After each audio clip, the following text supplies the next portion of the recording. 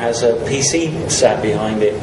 And the Samsung guy told me that virtually all the screens have already burned out because of the heat problems that they have.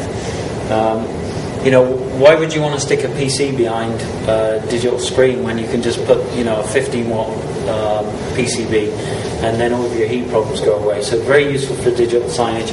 And again, for government, because we never actually, the only thing we transmit are encrypted pixels. We never transmit data from the data center out to the end user device. So very, very secure. Lots of military and government customers are looking at this. I don't know about your government, but my government is completely useless. And we've had cases where people leave data on the train. We had one instance where they had on a USB stick the names and addresses of everyone that had ever been in the army. And they left that on a train. Can you believe these people?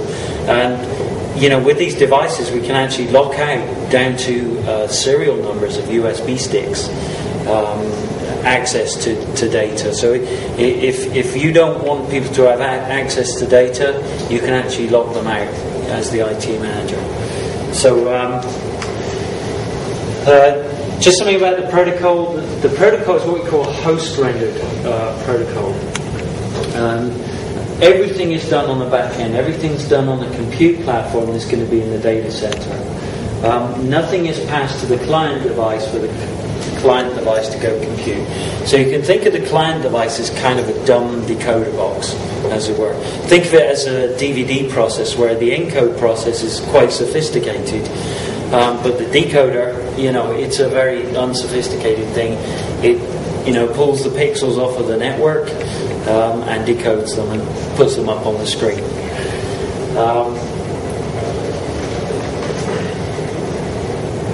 I'm going to talk about some of these things in a bit more depth in just a second. I'm just going to pass that. Yeah, I'm going to pass that. I'm going to go on to this slide. So with the Zero clients, which work with the VMs or they work with the hardware back end, there's actually no client-side image.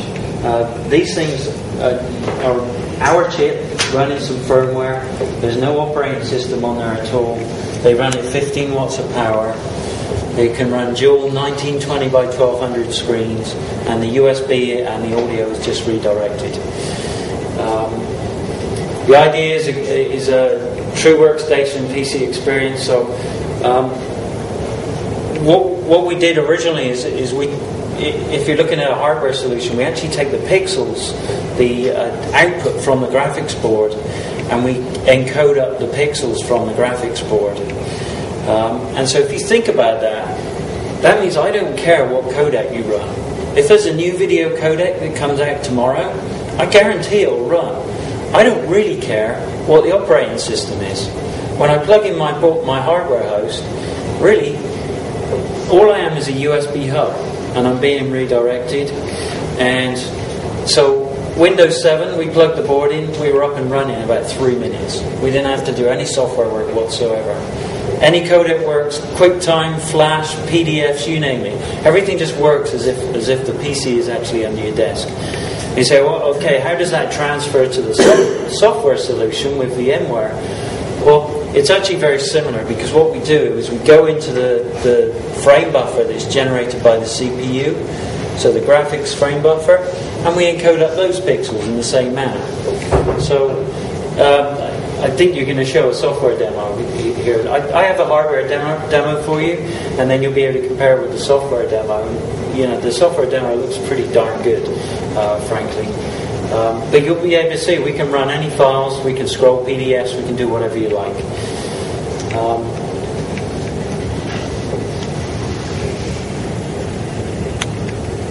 For the hardware host, because we're doing everything on hardware, as you would expect, there are no CPU cycles lost. This one's important. Let's talk about the adaptive bandwidth intelligence. The PC over IP algorithm, whether it's in hardware or software, always tries to build the image back to lossless. So if you're watching a movie and you're on a constrained network, let's say you've got a 1 megabit link, that movie might look a little bit grainy because of the bandwidth restrictions. As soon as you stop the movie, the image on the screen will build to a perfectly lossless.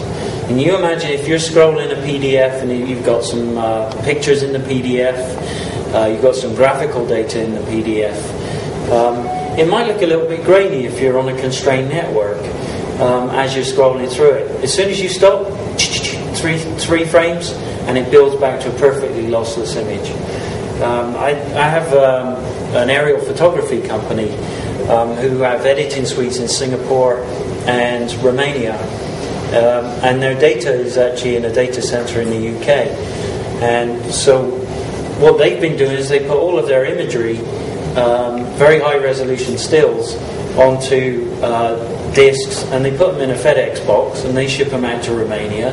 Those guys edit and then they send it back. Well, they no longer need to do that because they can hook in on a zero client into their data center in the UK. They can actually edit stuff, and the data never leaves the data center. And yet, the guy in Romania is seeing a perfect image because it's just a perfect still image.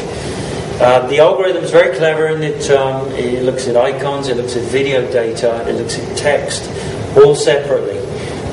It actually does a context switch inside the algorithm. And so if you look at text, you'll see a true type font or a clear type font. They actually look like clear type fonts. Fancy that. And you know, text-based applications are actually very, very easy to code up. You can be very, very efficient with text-based applications. So something like a Reuters screen, which looks kind of busy, it looks like there's lots of pixels changing on that screen. It's actually just, a few hundred kilobits per second just to encode that up. As I said, in terms of data security, all we do is we send changed pixel data. So if nothing's changing on the screen, we literally have a heartbeat running, and we'll be around about 5 to 10 kilobits per second. If the whole screen's changing, you're watching, some crazy HD movie, if you let us, we'll run at 50 megabits per second. However, there are lots and lots of controls for bandwidth within PC over IP. So if you have a constrained network, let's say you're trying to roll out to 5,000 users, if you think about it, not everyone is going to be watching a YouTube video, playing with a PDF with motion in it, and is perhaps watching something on QuickTime that's got a flash file up. Not everyone is going to be doing that, right? So when you need to provision for your network, what I say to the customers when we're looking at provisioning their networks, which is very, very important, is that you need to look at the average consumption of a user, not really the peak. And we've got 60 design engineers, chip designers out in Vancouver on the system, and their average consumption through the day is about 200 kilobits per second. So I know some of the competitive solutions to PC over IP have been out there telling everybody that we use 10 times or 9, it's either 9 or 10 times more bandwidth than they do. That's absolutely not true. I would love to stand here side by side with any competitor right now and do a bandwidth trade-off with them. Because it's a sophisticated algorithm, it will use as much bandwidth as you want it to.